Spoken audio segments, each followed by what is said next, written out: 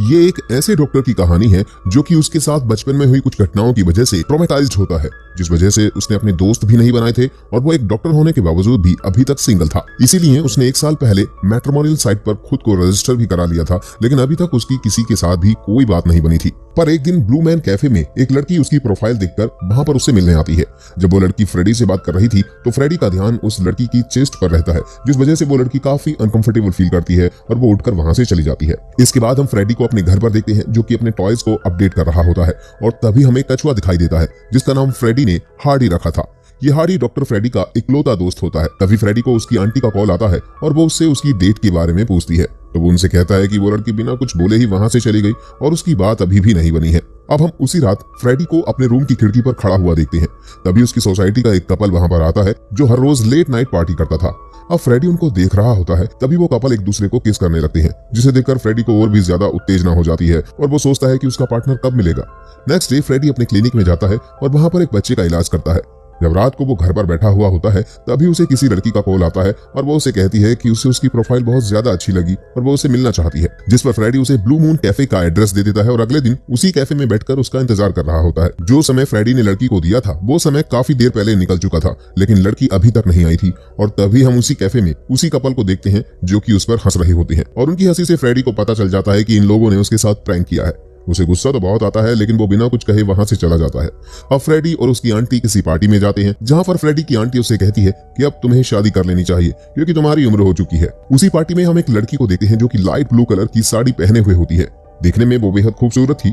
उसकी aunty Freddy से कहती है कि ये लड़की तुम्हें देख रही है, तुम चाहो तो इससे जाकर बात कर सकते हो। इसके बाद फ्रेडी उससे सीधे बात करने चला जाता है और वो लड़की से पूछता है कि तुम मुझे क्यों देख रही हो, जिस पर वो लड़की कहती है कि मैंने तुम्हें कब देखा। तभी वहां पर उस लड़की का हस्बैंड आ जाता है और वो फ्रेडी से कहता है कि क्या तुम मेरी बीबी के साथ फ्लर्ट कर रहे हो, जिस पर फ्रेडी उसे कहता है कि नहीं, मैं ऐसा कुछ नहीं कर रहा हूँ। इसके बाद उसका हस्बैंड गुस्से में फ्रेडी को एक थप्पड़ मारता है। थप्पड़ लगते ही फ्रेडी जमीन पर गिर जाता है और वो अपनी वाइफ को जबरदस्ती वहां से ले जाता है। इसके बाद फ्रेडी अपनी आंटी के पास आता है और उनसे कहता है कि जब तुम्हें पता था कि वो लड़की मैरिड है तो तुमने मुझे उसके पास क्यों भेजा।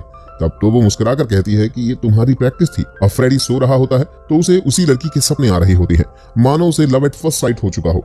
अब जैसे ही अगले दिन फ्रेडी अपने क्लिनिक में होता है तभी वहां पर वही लड़की आ जाती है और अपना नाम कैनाज बताती है। वो फ्रेडी से कहती है, इस क्लिनिक को मेरे किसी फ्रेंड ने मुझे रिकमेंड किया है। और उस लड़की को देखकर फ्रेडी काफी अजीब हरकतें करने लगता है और उसके बाद उसका दांत देखता है तो उसका एक दांत खराब हो चुका होता है, जिस पर फ्रेडी उसे कहता है कि तुम अपने दांत का एक्सरे निकलवा लो, उसके बाद ही मैं तुम्हारे दांत के बारे में कुछ बोल पाऊंगा। उसे देखने के बाद तो फ्रेडी उसके साथ अपनी एक खूबसूरत परिवार बनाने का सपना देख रहा होता है। अब अगले दिन कैनाज फिर से क्लिनिक में आती है। फ्रेडी उसका एक्सरे देखकर उससे कहता है कि तुम्हें एनेस्थीसिया दिया जाएगा, तभी मैं तुम्हारा दांत निकाल सकता हूँ। कैनाज को बेहोशी में ऑपरेशन रूम में लेकर जाता है और उसको बेहोशी की हालत में ही अपने प्यार का इजहार करता है और साथ ही वो कैनाज के डॉक्यूमेंट से उसका एड्रेस भी निकाल लेता है ताकि वो इसे बाद में स्टॉक कर सके। अब हम देखते हैं कि कैनाज अपने घर पर जाती है जहां पर बहुत ही ज्यादा गुस्से में उसका हस्बैंड बैठा हुआ है और वो उससे पूछता है कि तुम कहाँ थी, जिस पर वो बताती है कि मैं अपना दांत निकालवाने गई थी और उसके बाद मुझे मेरे फ्रेंड के साथ कहीं जाना था। हस्बैंड गुस्से में उससे कहता है कि मैं यहाँ पर भूख से मर रहा हूँ और तुम बाहर घूम रही हो। इतना कहते ही वो उसे मारने लगता है और दूसरी तरफ हम फ्रेडी को देखते हैं जो कि उसके घर के नीचे कार से बैठा हुआ सब कुछ देख रहा था जब उसका हस्बैंड उसे पीट रहा होता है। ये सब देखकर फ्रेडी को बहुत ज्यादा गुस्सा आता है और वो चाहता है कि वो उसके हस्बैंड को पीटे, लेकिन वो अपने आप को रोक लेता है और उसके बाद वो सीधे अपने घर पर जाता है। घर पर जाने के बाद उसे अपने बचपन की एक बात याद आती है जब उसके डैड ने उसकी मॉम को चीटर कहकर गोली मार दी थी और उसके बाद खुद को भी गोली मारकर खत्म कर लिया था और ये सब कुछ उसी की आंखों के सामने हुआ था। इसी वजह से ये ट्रॉमेटाइज हो जाता है और इसी वजह से वो अपने दोस्त नहीं बना पाता और हर चीज से डरा रहता है। अगले दिन फ्रेडी अपने ऑफिस में कैनाज का वेट कर रहा होता है, लेकिन वो नहीं आती तो फ्रेडी उसे कॉल लगा देता है, जिसके बाद कैनाज उसे बताती है कि उसके हस्बैंड नहीं चाहते कि वो घर से बाहर जाए, इसलिए वो क्लिनिक में अपने चेकअप के लिए नहीं आ सकती। तभी फ्रेडी उसे कहता है कि मैं तुम्हारे घर के पास आ रहा हूँ और तुम मुझसे वहां पर मिलो, जिस पर वो उससे मिलने के लिए तैयार हो जाती है और फ्रेडी और वो दोनों एक पार्क में मिलते हैं। तब फ्रेडी की नजर कैनाज के चेहरे पर लगे उन निशानों पर जाती है। कैनाज बताती है उसका हस्बैंड उसे रोज पीटता है। कैनाज का मन अच्छा करने के लिए फ्रेडी उसके लिए आइसक्रीम लाता है और उससे कहता है कि तुम्हारा दांत ठीक हो जाएगा। अब आगे हम देखते हैं कि अब फ्रेडी काफी सज धज कर रहने लगता है क्योंकि उसे कैनाज से अब प्यार हो चुका था, इसलिए वो उसके सामने बहुत ही अच्छे से ड्रेसअप होकर जाता है और साथ ही वो उसके घर के नीचे रोज रात को स्टॉकिंग भी करता है।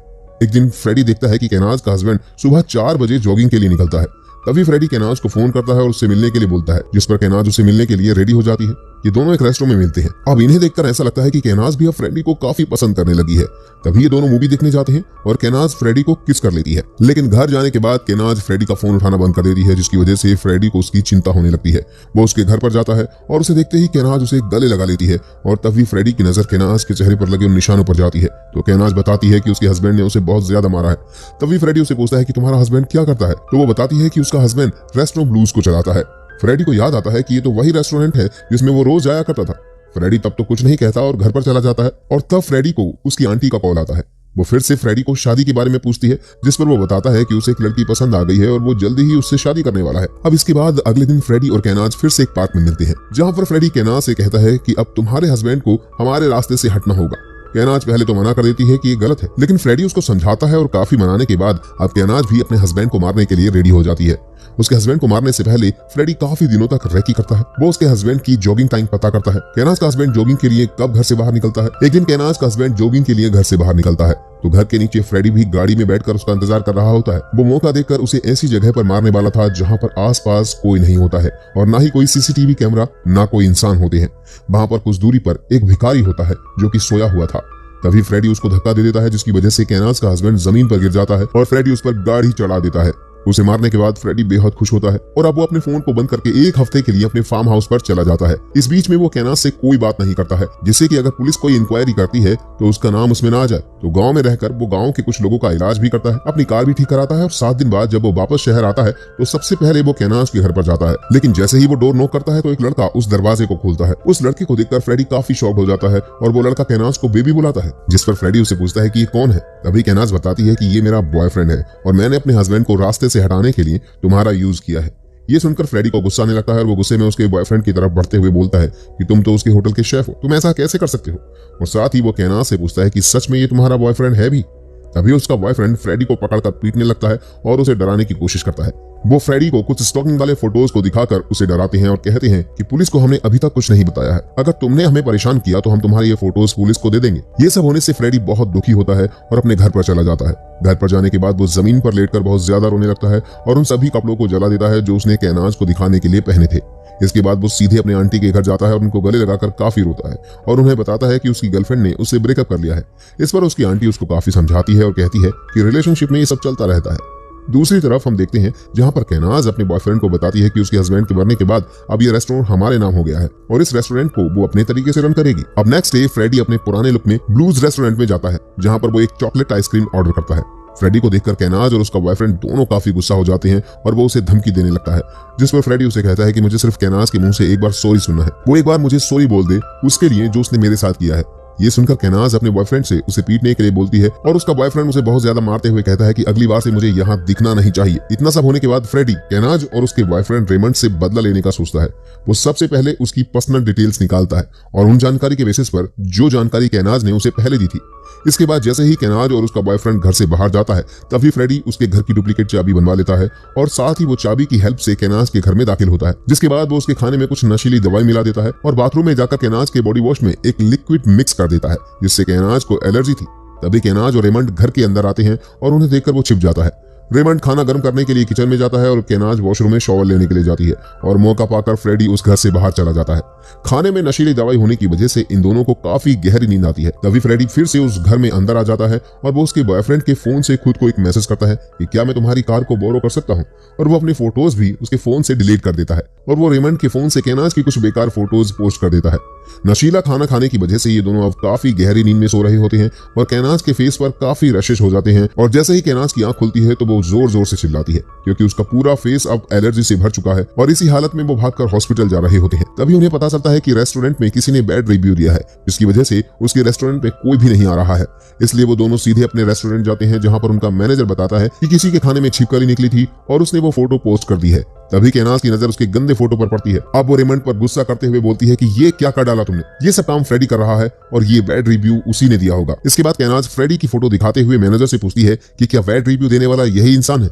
उसे देखकर मैनेजर कहता है कि शायद ये वही आदमी है जिसने हमारे रेस्टोरेंट के बारे में गलत बोला है। अब ये दोनों फ्रेडी से मिलने का फैसला करते हैं और फ्रेडी के घर पर पहुंच जाते हैं, लेकिन फ्रेडी पहले ही पुलिस को कॉल कर देता है।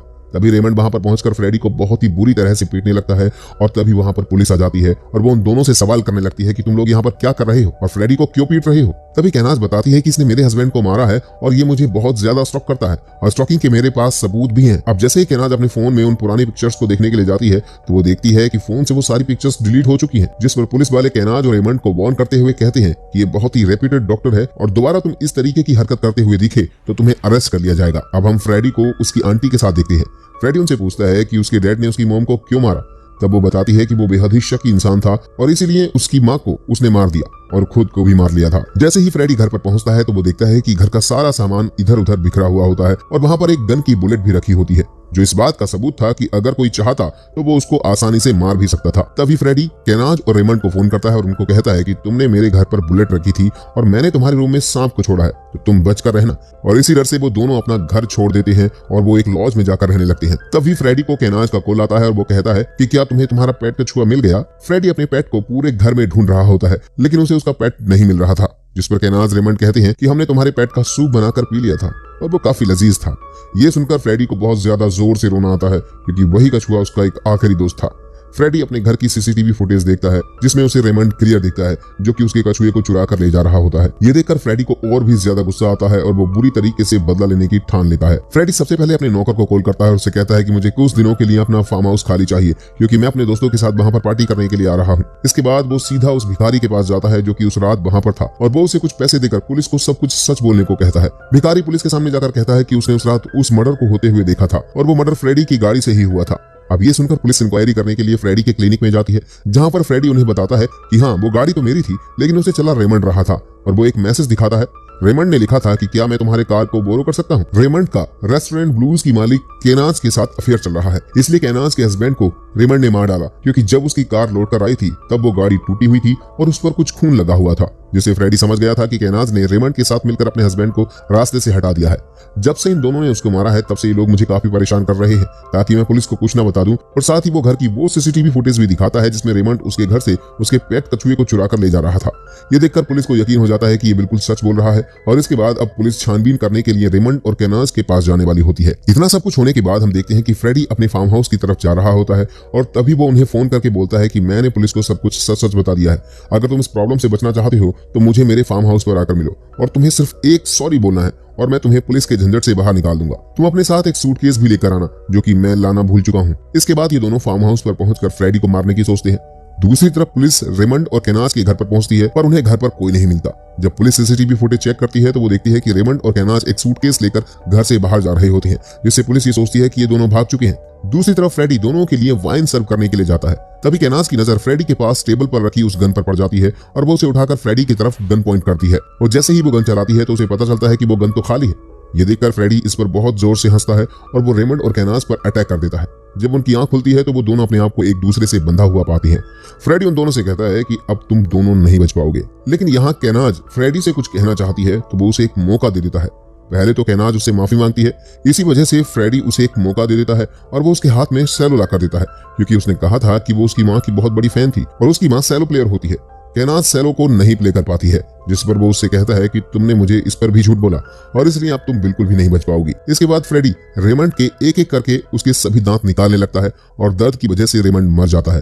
पहले तो वो रेमंड की बॉडी को अपने गार्डन में दफना कराता है, इसके बाद वो कैनाज के दांत भी उसी दर्द के साथ निकालता है।